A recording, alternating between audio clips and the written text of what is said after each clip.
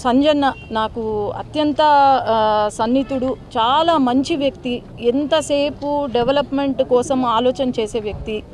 కుటుంబం మొత్తం వాళ్ళ కొడుకు వచ్చేసి కార్పొరేటరు, ఎన్నికల ముందు నుండి ఎంతో చక్కగా మన పార్టీ గెలవాలని చెప్పి పనిచేసుకుంటూ నా గెలుపుకి కారణమైన కార్యకర్త ఒకడు, ఒక దళిత వర్గానికి చెందిన సంజన్న గారుని అతి దారుణంగా చంపడము అనేది చాలా బాధాకరమైన విషయం. ఇది ఎందుకంటే 2 రోజులు 3 రోజుల క్రితం కూడా నాకు ఫోన్ చేసి, అమ్మ నేను మొత్తము మా శ్రీనగర్లో మా దగ్గర ఏమేమి అవసరమో అవన్నీ నేను లిస్ట్ పెడుతున్నాను మీకు, ఆ బ్రిడ్జు, తర్వాత mineral water plant, drainage system ఇవన్నీ మాకు లేవు అని చెప్తే నేను వెంటనే కూర్చొని దానిపైన వర్కౌట్ చేసి ఎలాగైనా నాకు సంవత్సరం 1 ఇయర్ పూర్తి చేసే లోపల ఇక్కడ వీళ్ళ దీంట్లో నేను బాగు చేయాలి అని అనుకున్నా. అంతలోనే పాపము ఆయనను ఇలా చంపడము అనేది చాలా బాధ అవుతుంది. ఎందుకంటే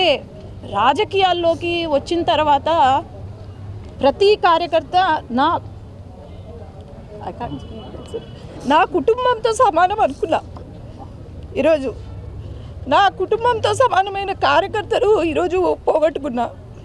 ఎప్పుడైనా గుర్తుపెట్టుకోండి, రాజకీయాలంటే లేకపోతే ఇంట్లో ఏమన్నా సమస్యలు ఉన్నా కూడా ఇది కాదు చేయాల్సింది.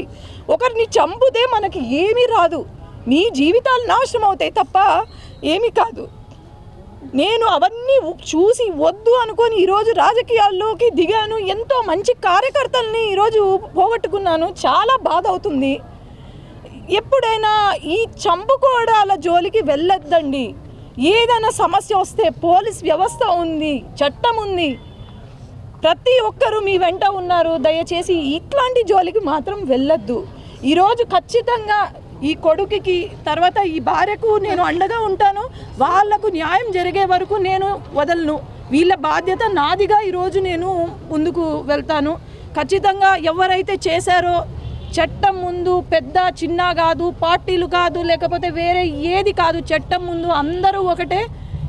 తప్పు జరిగిందంటే ఖచ్చితంగా చేసిన వాడికి ఈరోజు శిక్ష చాలా విపరీతంగా ఉంటుంది. ఎవరైనా సరే వదిలేది లేదు. నేను వీళ్ళ వెంట ఉన్నాను.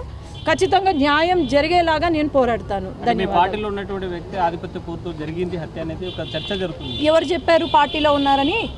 ఈరోజు రాజకీయం చేస్తున్నారు ప్రెస్ వాళ్ళు. ఆనాడు కల్లూరులో శ్రీనగర్ బూతులో అమ్మ కొడవళ్ళు పట్టుకొని ఒకరు వైసీపీకి ఓటేయండి అని మమ్మల్ని ఇది చేస్తున్నారు, బెదిరిస్తున్నారు అని అంటే నేను పోయినా, అక్కడ ఎవ్వరు రాలేదు, ఏ కార్యకర్త ఏ నాయకుడు రాలేదు. ఆ రోజు నేను పోయి చూస్తే ఇక్కడ ఉన్న వాళ్ళే ఆ రోజు కత్తులు పెట్టుకొని వైసీపీకి ఓటేయండి అని తిరిగినారు. ఎప్పుడు పనిచేసినారు?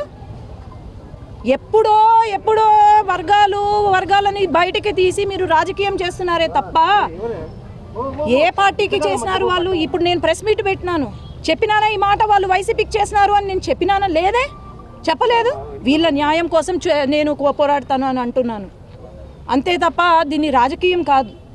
వర్గపోర్లు ఉన్నాయి, వర్గపోర్లు కాదు, ఎప్పుడో నుండి వీళ్ళకు ఉన్నాయి, గొడవలు ఉన్నాయి.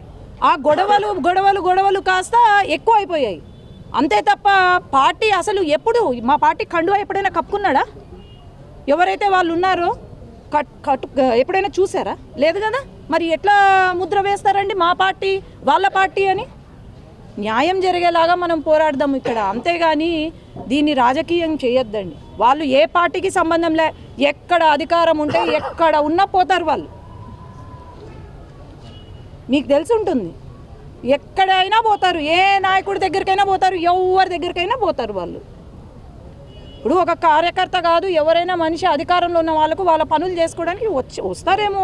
మన వైసీపీ వాళ్ళ దగ్గరికి పోతారు, బీజేపీ వాళ్ళు, జనసేన అన్ని దగ్గరలో పోతారు. అట్లని మీరు దానికి ఎందుకు ఒక మార్క్ వేస్తారు?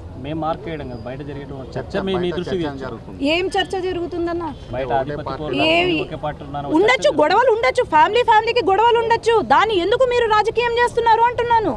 ఇప్పుడు మీకు మీ ఫ్యామిలీకి మీ అత్త మామ పడరు, టీడీపీ మధ్యలో వైసీపీ మధ్యలో లేకపోతే టీడీపీ మధ్యలో అని మీరు గొడవ పడతారా? లేదు కదా. మీ ఇంటి సమస్యలు ఉంటే దాన్ని ఎందుకు రాజకీయం చేస్తున్నారు మరి?